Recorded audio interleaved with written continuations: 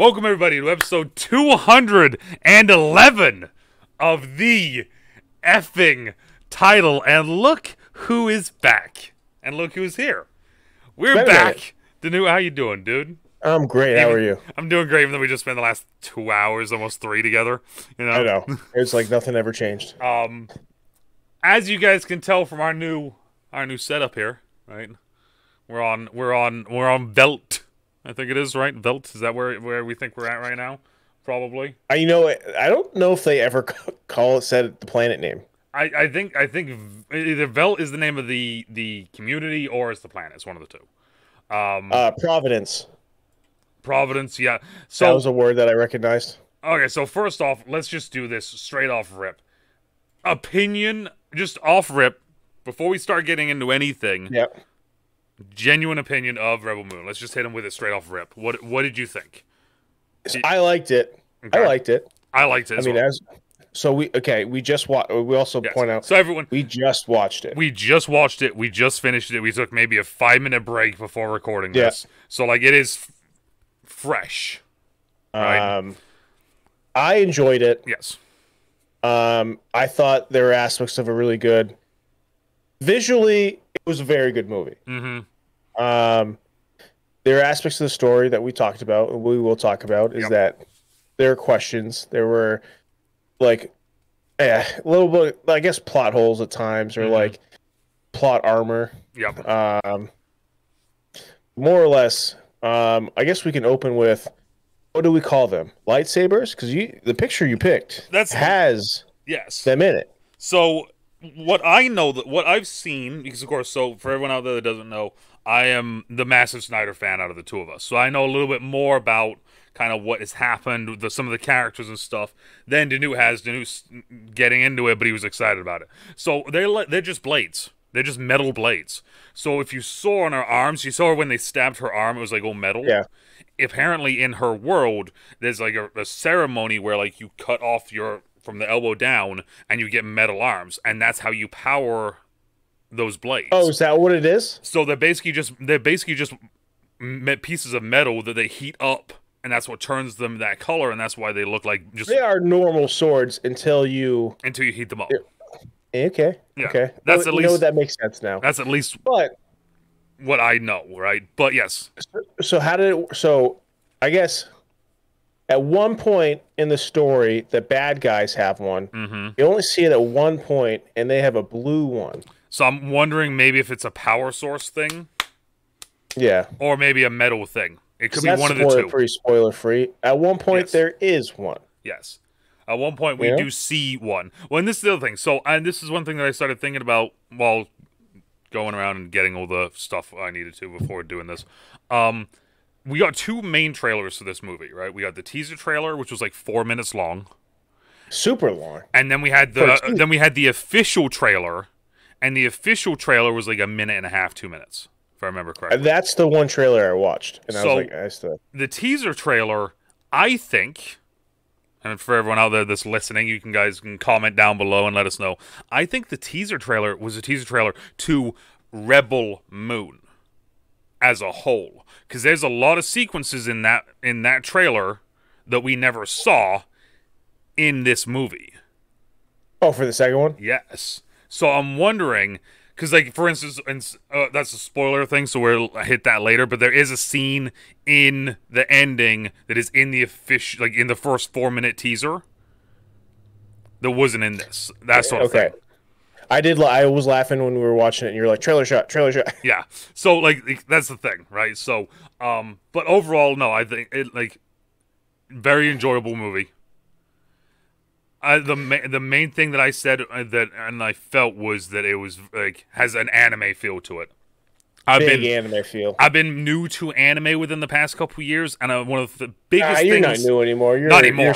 You're seasoned. Not anymore. Yes. But one of the biggest things that I've realized though with a lot of anime is that they just drop you into a world, drop you into lore, and they just expect you to just kind of catch up and get to know what's going on. And that's a big anime thing, I feel like, right? Just drop you into what's happening, don't tell you anything, there's no world building. There's very little world building. Yes. You're like, this is the world, kind of. We're not even saying that. You're like, you're in the world. This is everything that happens. put together. Yes. Like Attack on Titan was like the big one of that.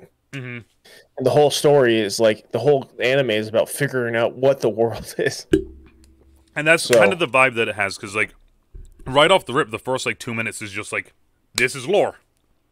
We're just punching you in the mouth with lore. It's just Sir Anthony Hopkins, or as we now know him, Jimmy. Just telling us the lore and the history of what has happened. And then we get into the story. And it was kind of cool because it was like, it really did kind of like, it hit you with a, like, this isn't just a normal thing. This is something grand on scale that you know. So, that was one of the big things. Was just the lore right off rip is just, they just expect you to just, you know, basically just shut up, sit down, and get ready. And I kind of dug that. Yeah.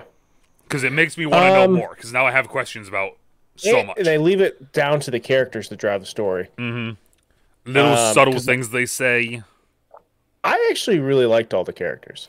Yes. I thought, for how many characters they introduced... You know, I don't know the names of any of them. We know the names. Like, for instance, our boy Jax Teller. Yeah, that's what we did. Charlie Hunnam. By the wrong thing. His name's Kai. And then, at one point there's Ray. Yeah, Ray Fisher shows up as Blood Ray Axe. Fisher. Ray Fisher. But that's the thing, like, we're just calling them Ray Fisher and this and that. This guy up on the right in this picture, he's been in movies forever, Never Back Down. He was in Guardians of the Galaxy. He's been in everything. He was in... so I'll hit you with this one. He was in Guardians. He was in Shazam, because he's the wizard. Yes. And he was in Aquaman, the first one. He's one of the merfolk people, or the mermaid people at one point. He transcends all franchises. Yes. So I just kept calling him the French underwear model, because that's what he was originally. Yep. That's what he started his career as. But so literally we just kept calling him, like her man friend there in the back. He's like all the way in the back. Yeah, it's this one right here. Garen. Yes, that exactly. Gunner. He was in this Apple TV show that I really love called I can't even remember the name of it. It's like this show about the CIA, sort of. Yeah. It's like the one in between Jimmy and our boy there. He was in Supergirl, and I picked that immediately. I was like, oh, Tarek, yeah, that dude's from Supergirl. This guy? Yeah. Oh, go the wrong way. That way, yeah, him. Yeah, he's from Supergirl. Okay. He's from the CW Supergirl. Spoiler. One little spoiler. I thought he was going to play a much bigger part. That's one of the things I was going to hit at real quick, is that like a lot of expectations shattered.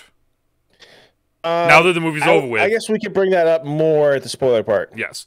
So everyone that doesn't know, with us saying that this first part is going to be non-spoiler, and then we will be going full spoiler in a little bit. Some things, though, that I wanted to hit on, that You took notes, right? I took some notes.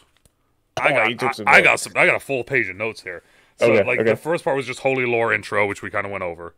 The music and audio. Let's put that together. It's two. Yeah, that's just headphones. That's just like headphones streaming over Discord. Sound good. Yeah, it was fantastic, and it was the thing of Zack uses like people always joke on it, and that sort of thing with him and Wonder Woman showing up. Right, anytime Wonder Woman would show up in any of his DC stuff, right. There was a lot of that in this, but it was one of those things where it's like it felt right. Like at times, like that's one of the things that we were saying throughout this whole thing is like the audio and even the slow-mo felt right. Slow-mo felt good. And his big thing he did, which some people hate this, some people would hate this, is that there's a lot of establishing shots with the soundtrack over it. Like specifically like this picture you have in the back, a lot of the frames felt like that is like it's setting up a universe in this place and grandiose, which I loved. It was like a really good, like it set the scene of wherever they were at the time. It said it really well without giving a whole lot of like exposition. Yes, it made you kind of it made the scale of everything so much bigger. Scale, good way to put it. Yeah. which was one of those things that was kind of wild, was just seeing that. One of the things is the very first planet we're on, Velt, we talked about, the main like leader, I guess, or head of the community. His name is Sindri, and Sindri, I don't know if you know this or not, is the name of a Norse god. And at one point he says about the longhouse. Let's go to the longhouse. So like we were talking, we were like, oh well, the first place was like almost like a Norse community, and then we go to the second part in Velt, same planet, but it's like a it's like a Japanese village from like the Edo period. Yeah, so it's like it was kind of cool seeing like there was those whose name was Providence. Yeah, it was Providence. Sorry, I don't know why it's so funny to me, but it's just like we had that, and then like I've been to Providence, and then like nothing like that. Later on, we went to a planet that was like a desert planet that had some random hippogriff on it. Then we went to literally a hippogriff. Then we went to Sparta. We just went to a gladiator coliseum, and then we went to an industrial planet. Like everything was like so just like the scale, like we were saying, the scale of it. Just every single place felt super unique, and it was kind of wild to see. Unique and like at times, similar. like I compared it to Warhammer the whole time. Yes, but then you'd like go to this other world, and it felt like Oblivion, or like I'm trying to think of the other one. You said. I guess like Skyrim. Yeah, there was another one at one point that you said where like mystical almost with some stuff. Yeah, well, especially so. At one point, our man, right? I'm reversed. It always messes me up.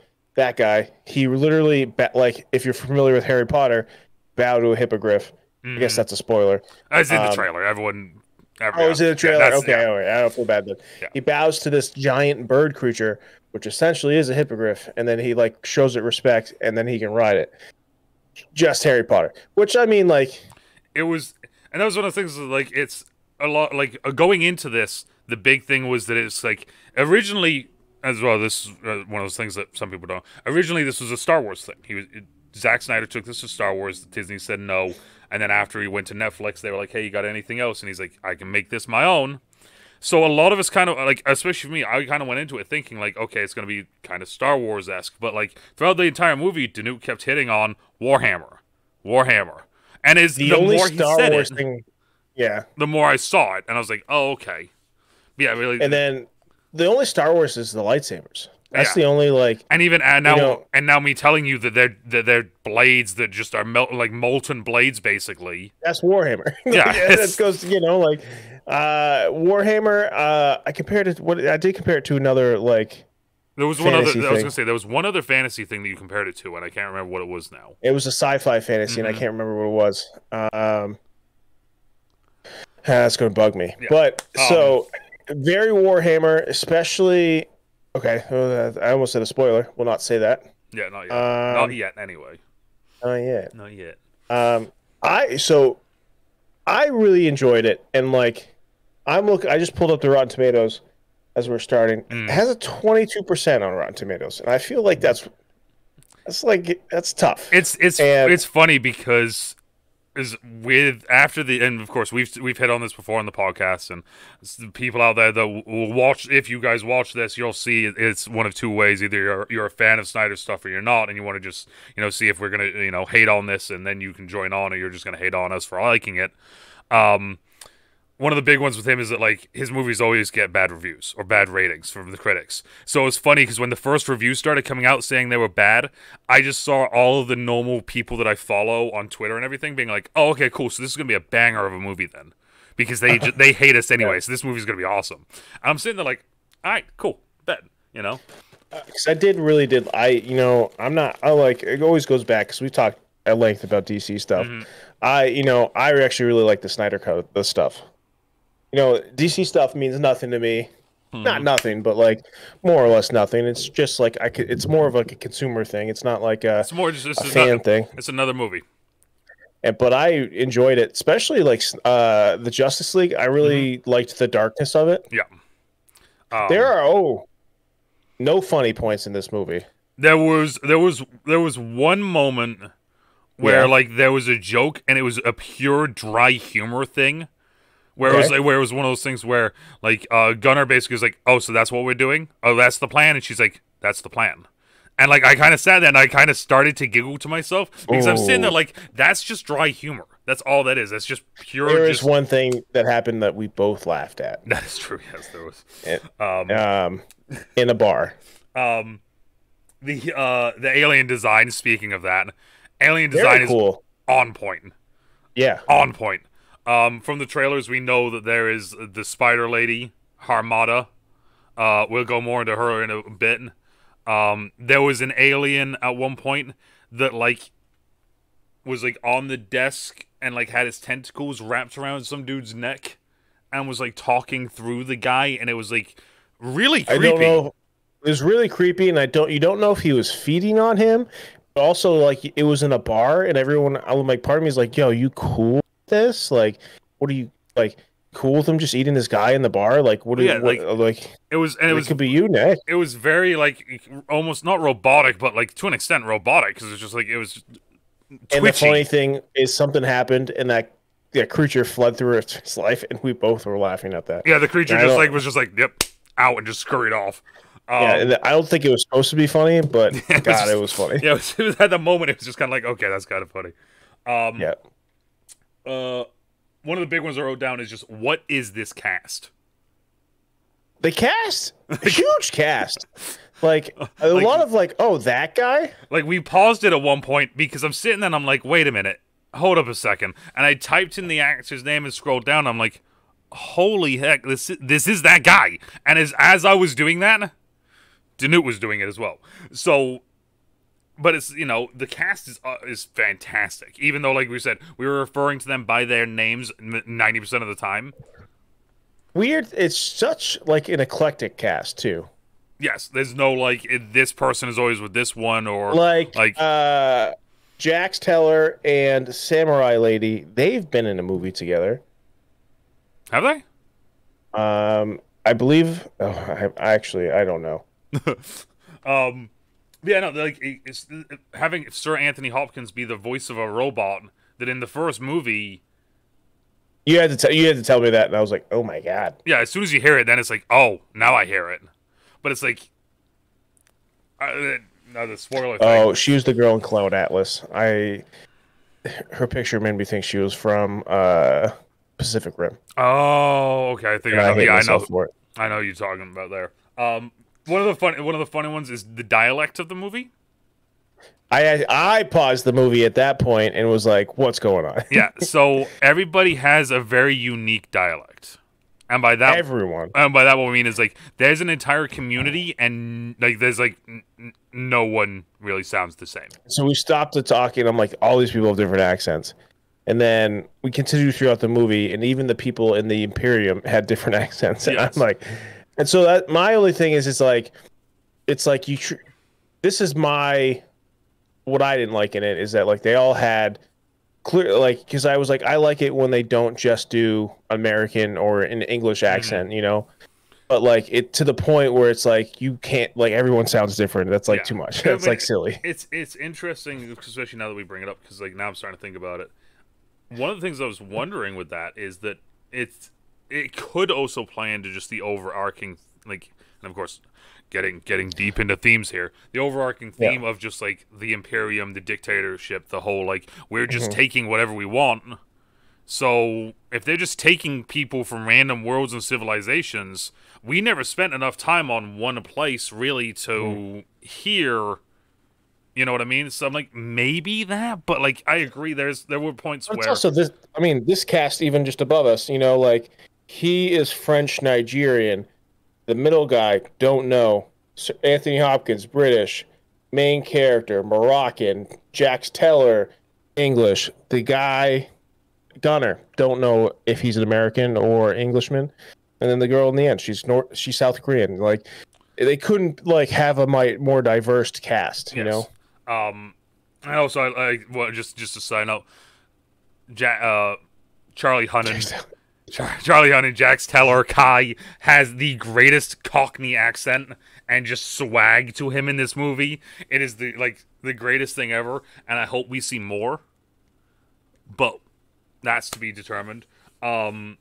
a lot of big themes. I felt like one of the things that I did see, and I remembered I saw it at one point. And I was like, okay, I want to make sure I bring this up at some point. And it was a tweet from someone from the Snyder universe, Mercury, and he wrote, "Wait, in okay, yeah, no, this really isn't a spoiler.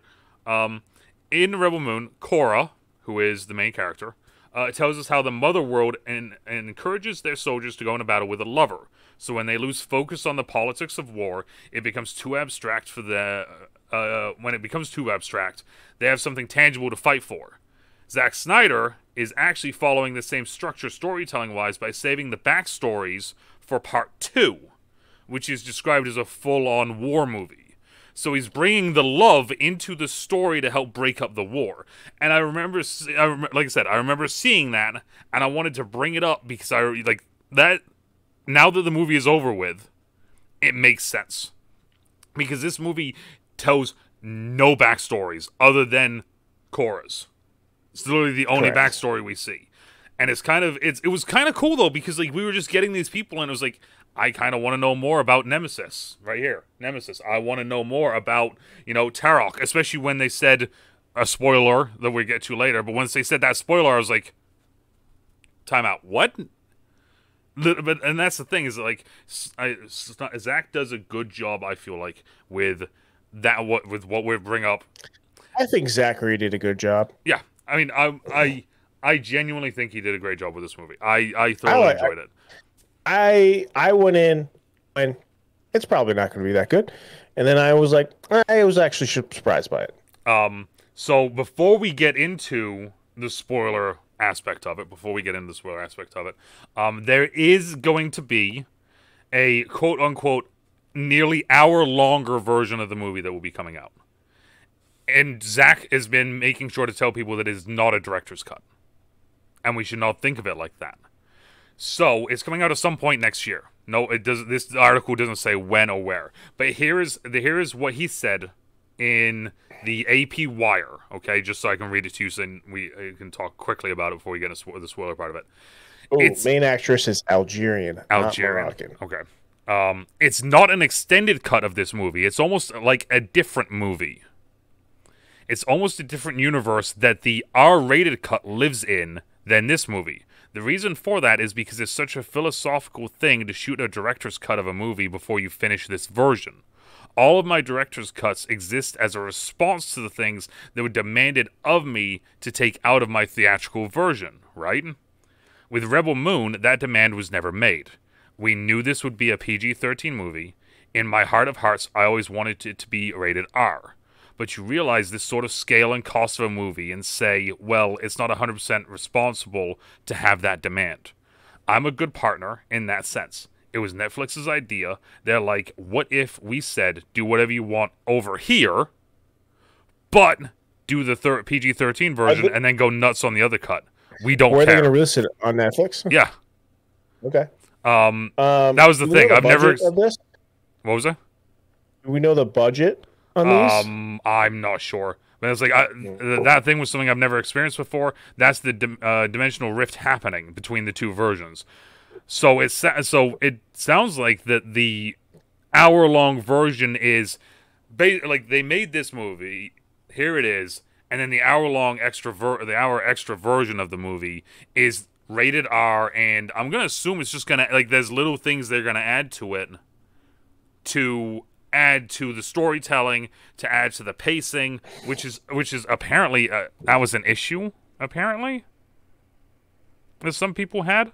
One of the most common complaints throughout these reviews has been in regards to the film's editing, with the movie seeming so choppy as to be borderline incoherent, which I think that last part is absolute malarkey. It happened once for us, and I can't say what it is. Okay, we'll talk about that yeah. The budget was $165 million for the two. Okay, yeah, sure. Wow. That's what it said. That's very low. That's hidden? Yeah. For the two. Which, for one, I would be like, yeah, it makes sense. But two, that's not that bad. That's not bad at all. Especially considering that, if you look, they're already talking about video games, board games. They have all sorts of merchandise out. We didn't even mention that had Ed Screen in it. He's not even in this picture. Yeah. Okay, so now we're gonna give everyone a little moment here, right? If you don't want spoilers, please just leave a like, a comment of what you did, of what you're excited for, you know. And then kick rocks. And you know, I'm just gonna selflessly promo. But if you do want an energy drink, Glitch Energy, I have my own shaker that came out recently. DeNutte has my shaker too. Use code Big Husky at checkout for 10% off. This stuff is awesome. There's an energy and a hydration. Energy keeps me going while I'm on stream and doing this sort of stuff. Hydration keeps me going while I'm in the gym. So, if you guys want, make sure to hit them up.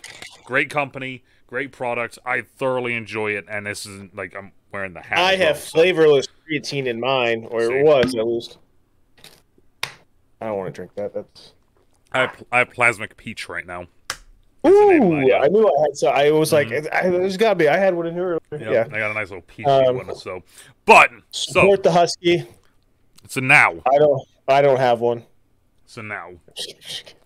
Spoiler talk time. Okay, spoiler talk time. So, man, this movie sucked. Where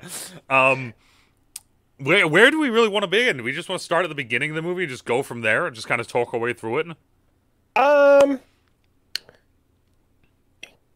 I have one thing. Okay. So, at one point, main character here, Cora. Yep. She shows off her badass side and kills a whole unit of soldiers. Yes. What happened to that soldier that survived? Oh, true. I'm assuming we will find out in... I'm assuming we'll find out, but I just was thinking about that. So one of the things I did want to mention, I didn't mention it in the non-spoiler part, and I guess I could have, but we're mentioning it now.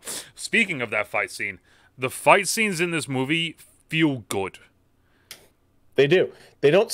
So, slow motion nailed it, because DC has tried to emulate slow motion for a while now. Yeah, since Zack is gone, they've kind of... Yeah, and DC doesn't really hit it. Yes. One of the things I liked was... with the fighting and the slow motion part was just the fact of, like, for instance, Cora being a female, right? You're always going to have that overarching voice of people being like, oh, well, they can't beat up men, they can't do that, and right, that's always going to happen. It's stupid, it's idiotic, it's that. She's not just, like, going up to him and just fighting them. If you watch, she's very agile in her movements. She's hitting weak points. She's hitting, like... It's counter stuff. She's always like using joint manipulation. Yeah, it's very cool because you see that, and then you see someone like Darian Bloodaxe, who is Ray Fisher, massive monster of a man, and he's just beating the hell out of people. So it was really kind of it was cool seeing that transition between the two, because every person, when they were fighting in the scenes that they did fight, it felt very much like they were fighting at their size. It wasn't unrealistic. It felt correct. Did we ever see Jax Teller fight the whole movie? No, we see him shoot. We see him shoot. Yeah. Yeah, but I was trying to think if we ever saw him fight. Not that I can think of. A lot of the times he's just in the background doing his swaggy looks. Spoiler. Yeah. Never will. Yeah. They killed off some people that I wasn't expecting. I don't think he was expecting. So we were fighting the whole beginning of the movie. Who's going to die first that's going to start this fight with the bad guys? Yep. We're like, he's dying first. He's dying first. Also, yet again, first thing, it's like the bad guys are Nazis. That's just... Oh, space Nazis. And that's what brought in the Warhammer thing right away. Yeah. Right as they stepped off the ship, I was, Nazis. And he, like, it's funny. You see their legs. You'd only see their legs, and I was like, Nazis. He said Nazis, jokingly. And then they took about 4 more steps off, and I was like, and I'm just kind of sitting there because I know exactly what they look like. And it took about 4 more steps. It full shows when he goes, oh, shit. Oh, no, they really are Nazis. Oh, shit. All right. No better way to make them the bad guy. What I want to point out is that they do call themselves the Imperium, right? Yes. At times. That is what it's called in Warhammer. I was wondering what it's for the Imperium. It's like such like a crazy it's Warhammer, and it's fine, but it's Warhammer. One is it's the other thing that's kind of crazy now is after seeing this and knowing that Henry Cavill, Warhammer, and Amazon Studios have now officially signed, like, everything's signed.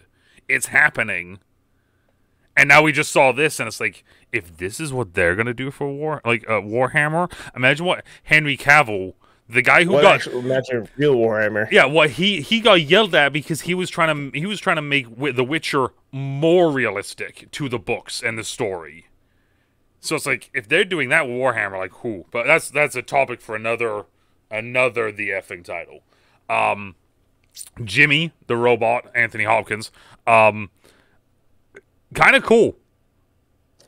Very cool, and like he's only in part of the movie. He's not in very much of the movie. No, not at all. But they show him at the beginning. They kind of give him like a little bit of lore to it. Mm-hmm. They abuse him, and then like a fight happens, and then he saves the main character. Yes. And a damsel in distress, and then he dips, and we're like, oh. And then when they leave that town and go to Providence, I was like, when the robot's going to show up back up, is he following them?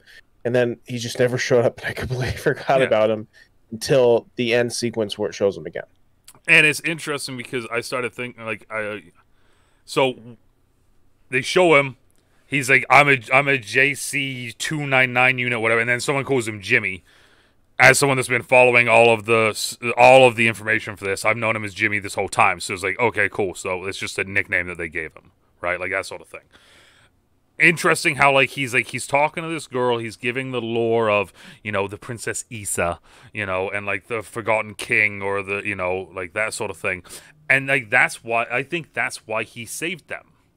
Is because he said, you remind me of the Princess Issa. And he was supposed to, and they were talking about how he's not supposed to kill anyone anyways. Well, that was the thing. It's like, and this one of the things I was saying earlier that I like that Zack does. Zack doesn't do a whole lot of like, oh, here's the lore and just shove it in your face. What he'll do is he'll drop lines of things where at one point they said like, oh, as soon as the king and queen got killed, all of the robots stopped fighting. And then a little bit later, they're like, yeah, okay, sure, whatever. They're gonna fight because we tell them to. And then they're threatening someone. The Jimmy unit then goes, oh, you look like Princess Issa, who he was supposed to protect. That was one of his like things. He sees them basically about to kill her, and he kills the bad guy. Very cool, too. Oh yeah, but that's the thing. Is like they didn't have to forcefully shove that story plot in your face. It was just in the wording and in the context of stuff. I thought the storytelling was good. I don't know. I think it goes back to the anime thing. It's they drop us into a world and they're slowly telling us the story throughout different lines of the story. There was like we said earlier, there was one part where it was kind of. So they got to a planet and we're like, why are they at this planet? Yes. And then we put it together. It is there's a lot of stuff that happens that's easy to miss. We went back a couple times to be like, oh, go back, what happened? Mm-hmm. I'm probably gonna give it another watch at some point this weekend without you, honestly. But but like so we start off at the planet. No one knows who Cora is. She's just kind of there. She's gonna, she's trying to get a fresh new life. Then suddenly out of nowhere, there's the mothership, big old. Everyone's trying to fuck her. Yeah, by the way, that was the weird thing. Yeah. So I kept making the joke. I'm like, who's she gonna fuck now? And it was like, I may have been annoying about it, but I was like, I kept saying through the movie, I'm like, do you think she wants to fuck him now? Yeah. Well, I mean, it's right off at the very beginning of the movie, they hit it. They're like, oh yeah, for a good harvest, we need the seedling, and we need to. Yeah, they were like, they had this whole festival in the Longhouse where like, all right, once we leave this party tonight, go fuck your wives. Yeah, exactly. It was like, but like, yeah, it's just every single character kind of was giving her eyes throughout the entire movie as well. Like, it wasn't just oh, who's she gonna do now? It was just like, well, what? Why is he looking at her like that, bro? Like, yeah, it was literally Jax Teller, Gunner, the man they saved, the prince. At one point, yeah. The prince. All of them were like, I think I want some of this. Yeah. Dreadnought ship shows up. They come down. They're like, hey, we want food. Do you have any food? Their leader's like, nope. And then Gunner opens his mouth and he's like, well, we have food. It's just that. Do you know who that their leader is? Yeah, it's Corey Stoll. Yeah, and I Yeah, it always just was. think Darren, Well, that's think. Dude, think. Ant Man. Just think about that wild transition within a year period, right? He went from doing Ant-Man to this. I loved him in the third Ant Man. Yeah. I really liked the third Ant Man. um. And that movie was like the second and third were like the lowest Marvel movies, Mhm. which to me I'm like I loved them. I think they're funny, and I love Paul Rudd. Yeah. Um. Yeah. So the main bad guy Ed Skrein, Noble, as they called him. Um. Yeah, he just absolutely shillelaghs him. I said shillelagh at the beginning, and then as it went on, it looked like a femur. It was literally like a 5 foot long femur, 4 foot long femur Yeah. with the with normal end on the ends, but it was like super long, elongated. That was like the if you were like the commander, that was your weapon. You had a pistol and this like stick to beat people with. Yeah, and he just so beats and kills them. They try to take over the village. Killed a couple people with that Yeah. stick. Tried to take over the village. Cora said no. Do. And then that's how the whole thing starts. And now they're going off on their adventure to go find all of these warriors that you see above us. One plot hole I gotta Yep. address. So they killed this whole unit, right? Yep. They never went back to that fucking village. They never heard back from their squad, and they were like, a real military unit would be like, well, that's the thing, right? So like think about not to fix your plot hole, but what about the dude the dude that we said about that they didn't kill? true, but he was like the lowest ranking guy. He probably wouldn't be the one going, yeah, things are cool here. I'll tell the boss what's up. What would he not be? Would he be like, hey, they're busy doing this thing? Plus, also he said he'll be back in 10 weeks. To me, I see it. Yeah, you don't radio in it all. Like, I mean, it makes sense. I don't know. Maybe there's such a big unit that like they're like, we're so strong, no one's gonna fuck with us. Yeah, I mean, also they were going to rape them, and all of them were gonna rape them. Yeah, and it was such a such a small village as well, right? Like it's like whatever. Like this won't happen, So they get to this planet. They're looking for, we're looking for General Titus at a bar. Who has information? And this is the moment that me and DeNutte had that was funny. Was one of the aliens showed up, and he's basically like, "Oi, how much for him? How much for him?" And like when it first happened, I was like, "Oh, is he gonna go after Cora?" And then nope, he went after Gunner. Just straight grabbed his crotch. Was not expecting the crotch grab in this movie. Like full like you're gonna love me in the morning. Yeah. Oh my god. Yeah, very. And then they fucked him up. Yeah. Bar fight happens. Jax Teller shows up and saves the day, and then he takes him on to go find the other people. We get to Tarok. As a slave, and it's like I said, the slaver was Ray Porter, who did the voice for Darkseid in the Snyder cut.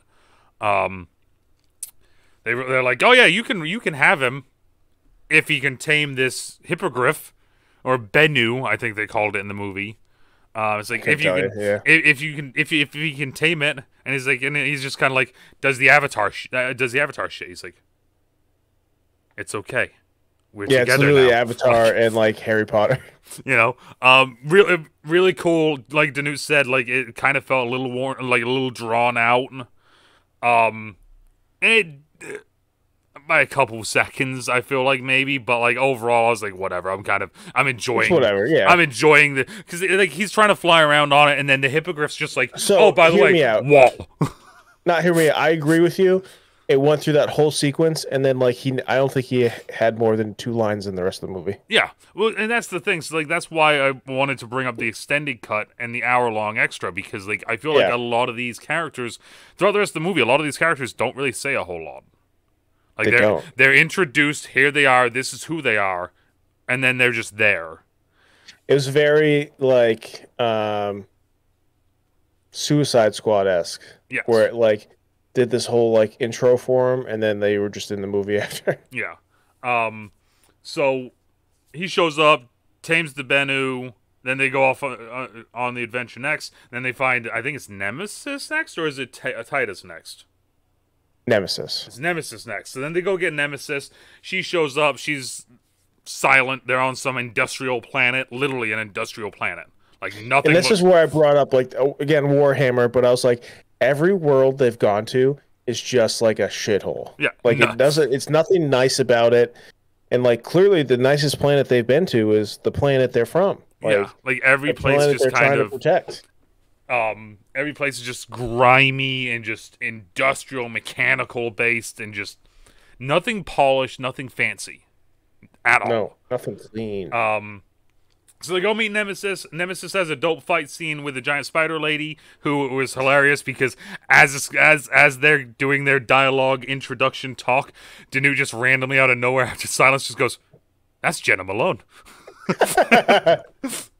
Which yet again, it goes to the cast thing. Like it's like, what is this?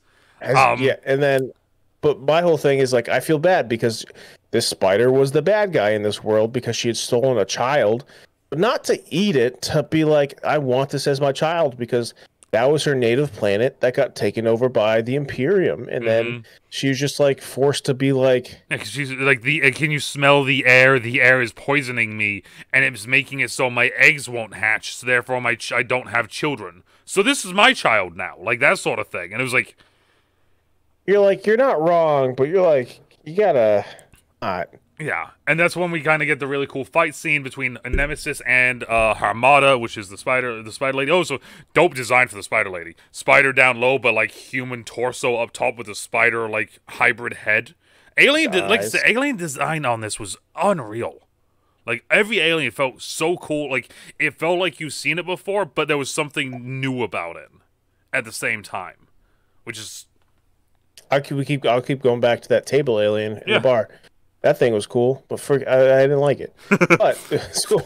So they get the fight. Then Then we literally just get we go to the Colosseum on some high mountain, and we meet General Titus. Which is literally just like a Roman Colosseum with Roman gladiators in like loincloths and like underwear and like the sandals. Who's the guy from Mortal Kombat with the forearms? Goro, is that it?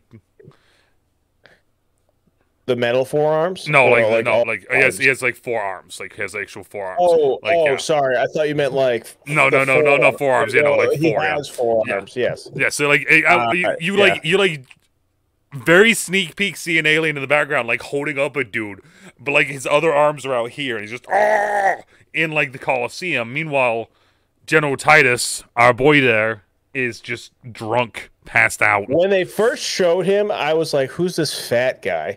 And it just was like he was in the most like appealing position. He has like the beard as well. He's got like this long scruffy beard, and like I don't know if I've ever seen him with a long scruffy beard. I've always seen him with Shazam. Oh, true, but I mean, it's not it's different. It's not this. He just got a big beard, yes. Shazam. He literally has a dread beard. Yes, it's very weird and kind of throws you off of like. But then he goes back to his normal like little goatee sort of thing. He's got it right. Which he has in the picture right there. Where he's a fucking hunk. Look at him. Look at that fucking guy. Honest. So then we meet him. He gets sobered up, and we kind of get a little bit of a backstory on him, but not a whole lot of it. He was a general. And he hates the Imperium. Yep, and he was like current king, which actually we're spoiler cast. The current king is homegirl Korra's like adoptive dad. Yep. So we find out from the Korra flashback that Korra is a child of a planet. They kill the entire planet. Bellasaurus. Dope name, by the way, Bellasaurus. Is like the guy. He's like the main guy that's like doing all the war, and he like shows up and he's like, "Oh look, a child with a gun. I'm just gonna ease up to her, grab the gun, cock it for her, put it under my chin, and let's see what happens." And she tries to kill him. So he's like, "All right, cool, you're my daughter now," and just like picks her up and walks off. He's Space Himmler. Yeah. One of the things we Except the king in this doesn't seem like a bad guy. He does he does bad things, and he goes, maybe I was the bad guy yeah towards the end. They kind of, which was drawing a blank on his name.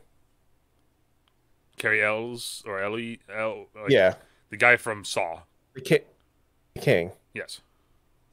Yeah, that was the shocker of casting that we saw. Yes, that was the one where we both kind of paused and we're like, "Wait a minute, we had to look this up," sort of thing. I looked it up because I'm sitting there and I'm like, he looks and sounds familiar, but I don't know why, like that sort of thing. So we get to that, then we get to a planet with a weird squid alien dude that was holding the resistance, and that's when we meet Darian Bloodaxe, aka Ray Fisher, aka Cyborg, just big ass dude with his sister. By the way, they're doing a comic for that. I just put it in my Amazon cart.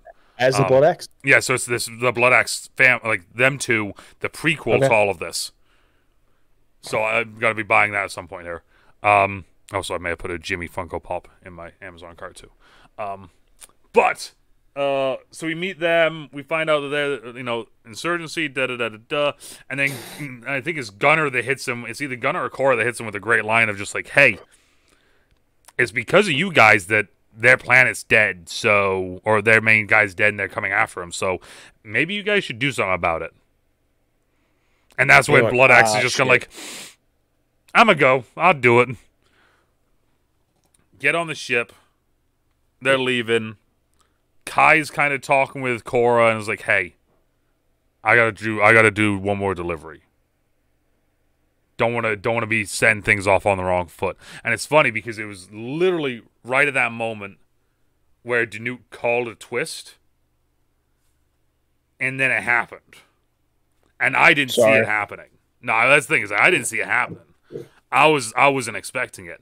Kai actually working for the Imperium and being an actual the scumbag that he is, and he's been and he kind of acted like at the very beginning, basically kidnaps everybody or like traps them, and then Noble comes, and then that's where we get the final end scene and fight between Kai. Good end sequence. Yeah, the ending, it was one of those things. Like it felt like it didn't feel like a 2.5-hour movie. First of all, or 2:15. No, 2:15. Yeah, which it didn't feel like that. So when I see the pacing and incoherent plot and this and that, I don't know how it's incoherent. It's we're gonna go look for warriors. They literally went from planet to planet to planet to planet to planet looking for goddamn warriors. Like there's nothing incoherent about that. To me, that's just normal. That's the normal negative reviews of a Snyder thing, where it's like, oh, well, his movies don't always just like grab your hand and walk you the entire movie, right? And that's what I got from it. I thought, like I said, other than there's one, I thought it was a pretty linear movie. Yeah. Like I didn't think it was like that hard to follow. So like, I don't know. It's just if you don't like the style, it definitely it took a lot of chances, which we brought up, is that like a lot of this stuff is not mainstream. Like the whole flight thing on the hippogriff, like that was like very high fantasy. Yep. If you're sitting there going, why the fuck we went to why are they going to a gladiator coliseum? That movie might not be for you. Yeah. It's the genre, like the genre is very fluid. Yeah. Right? Because at one point we're like, oh look, he's got his business attire on, because Noble goes from full Nazi full Nazi outfit to then like a button up with a tie. Business Nazi. Like it was completely out of left field. Seeing that, was not expecting it. But like, and so, all right, I got a question. Okay. Actually, no, keep going. I'll ask it after. So we get to the end of his fight scene. Cora and Noble finally get to fight. She does a superhero landing, which I called. They have a dope fight, and it goes back to the same thing. He's trying to hit her with the femur. She's doing a bunch of jumping under, around, doing all this stuff. Snaps his arm, hits him in the knee. Kicks him off the podium. And at that point, we're like, okay, cool, he's dead. She really kills it with that kind of fighting. She was really like that in The Kingsman. And, the first one. Wasn't she like that kind of in The Mummy, too? The really bad Mummy that we don't talk about? Oh, I liked that one. I I actually really liked that I one. liked Russell Crowe in that one, but Okay. I um, like Jake Johnson in that. Always oh, big Jake Johnson fan. so then it's like this whole crew, this whole ensemble finally shows up on the home planet, and it's like, look, you see that little shitty village over there? That's what we're That's fighting all. for. And it's kind of one of those things that's like they play the music, they zoom out, and then they go to the original planet that we just had that massive fight on, and we find out that he may not be dead. And then it's like, oh no, he is dead. It's just that we need to, we just need to give him a jump start. And then they like cut open the back of his neck, and there's like a giant A port. port in there, and it's like, wait a minute, is he a I was robot? like, yeah. So like that was very again Warhammer stuff where they clearly sent his like consciousness to a different realm through like And that's one of the things, like, when they were yeah. asking, like, is Belisar, we don't want to leave the regent waiting. I'm wondering if he was at another place in a similar situation, or, like, plugged in, like, his consciousness is at the mother world, and then they just, I'm interested to see what it is. yeah. So then they show it, and it's like, it's Belisarius, Oh, and he's, well, so they kept calling her theory. They kept calling her the Scar Maker. the Scar Giver So Maker, maybe he's like only alive in this like weird transparent like this like he's like the not world really between alive. He's in worlds. like this like weird like purgatory Mm-hmm. life. Because the same thing okay, the same thing exists in Warhammer Yes. where the ruler is like this has no age to him, like they don't know how old he is, and he only exists in like this like weird he like doesn't exist, Yes. but he does. Okay. Yeah. Well, one of the things I was wondering was that did Korra kill the king and queen and Issa? That was my thing. Is that why she's known as the Scar Giver? Yeah. You know, but that's kind of the spoiler aspect of it right there. I mean, I don't really know what else to really hit y'all with. You can tell that it's a two-part movie. At the end of the movie, by the way, they do show a teaser trailer for the second part, which is I forgot what the second part of the movie is known as. Part 2, the Scargiver is the name of the second part. So there we go. The first one is child of God, what is it? Child of part 1 and 2, Child of the Moon, Child of Fire. Child of Fire is part 1, and then the second one is Scargiver.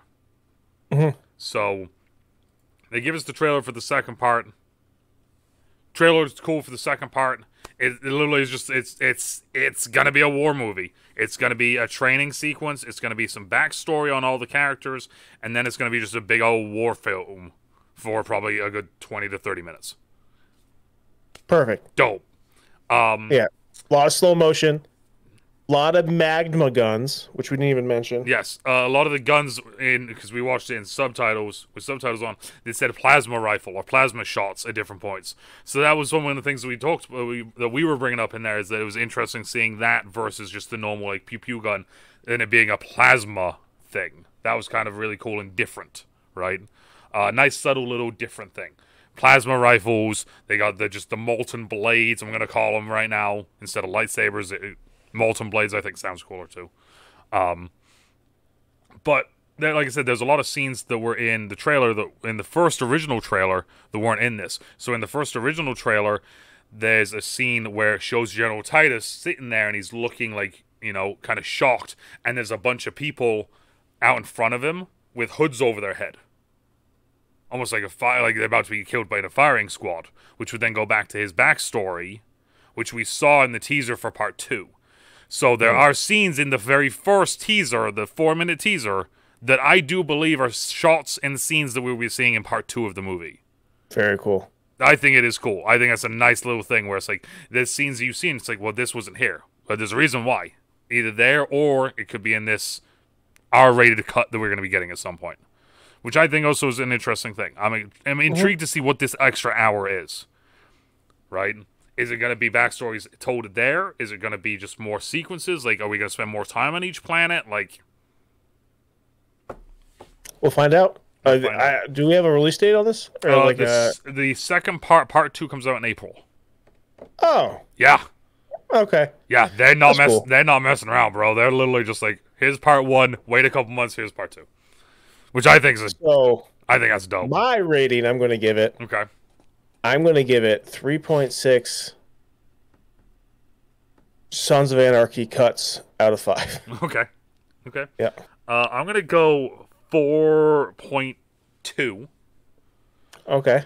I'm going to go 4.2 Jimmy's out of 5 the dickhead that was being mean to him at the beginning of the movie. There was very few things I disliked about the movie.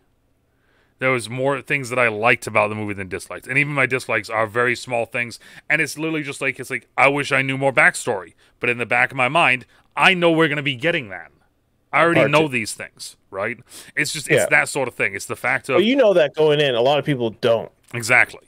So it's one of those things where it's just like, knowing that there's a part 2, knowing these characters, seeing the different things, knowing and reading as much as I have about it, that's why I'm going to give it a higher rating than you probably, is because of that aspect of it. I didn't give it a bad rating. Oh, yeah, of course not. No, you give it. I mean, I think this is the closest we've come on a movie in a long time where we've both been this close in rating of it.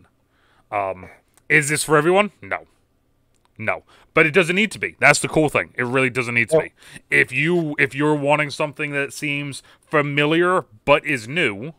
It's a new IP. Yeah, it's a brand new IP. Yeah. Brand new IP. So it's a brand new IP that makes you feel very similar to high fantasy, sci-fi, Warhammer, space opera, Star Wars. It's kind of the Seven Samurai with the getting of the different people to fight the Imperial. Like brand new IP. You don't get a lot of those. Exactly. Brand new IP. Especially with the second movie coming out in 4 months. Let's think. Brand new IP that they've decided to just be like, you know what, here, boom. Done. You know? So that's our thing. I would highly suggest going and seeing it. That's just me. What's the harm in it? Yeah, what's the harm in it, right? Yeah. But let us know what you guys think. That's the biggest thing now. Let us know what you guys think down in the comments down below. Did you like it? Did you not like it? What did you not like? What did you like? What is your rating? Do you agree with the critics being as harsh as you do, or do you agree with us and our ridiculous review here? So, right? Final statements or thoughts? I liked it. Sorry, Jax won't be in the second one. Because I really liked him in this, but he's also a piece of shit. So I guess he got what he got. Yep. Yep. He got before he got him. I'm gonna get mine. What was it, the Marshall? I'm gonna get mine, and I'm gonna get mine before he get his. Yeah. I'm gonna get mine. He's gonna get his, but I'm gonna get mine. Whatever. Whatever Marshawn Lynch said. I'm gonna get got before I got it. Yeah. Whatever he said. Yeah. No.